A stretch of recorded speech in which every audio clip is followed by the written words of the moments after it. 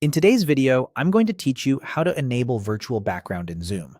By the end, you'll know exactly where to find the setting and how to pick a background that looks clean and professional. Start by opening Zoom on the device you plan to use. You can use the desktop application or the mobile app. The controls we'll use are available during a meeting, which makes it easy to preview changes in real time with your camera on. Join or start a Zoom meeting so you can see the in-meeting toolbar. If the toolbar isn't visible, move your mouse or tap your screen once to bring it up. You're looking for the bottom toolbar where options like mute and start video live. Give it a second to appear, especially on mobile where it can auto-hide during a call. Next, find the More option on that toolbar. It often looks like three dots and usually sits toward the right side on phones and tablets. Go ahead and select More to expand additional meeting controls and preferences. From that menu, choose Settings. This opens a panel where you can adjust how Zoom behaves during your call. If a prompt asks for camera permission, allow it so you can preview your background accurately.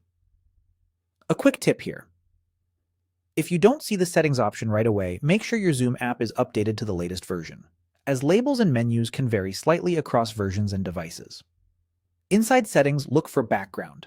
Depending on your app version, it may be called Backgrounds or Backgrounds and Effects. Open it, and you should see a live preview of your video feed along with a set of background choices. Now select a background from the options shown.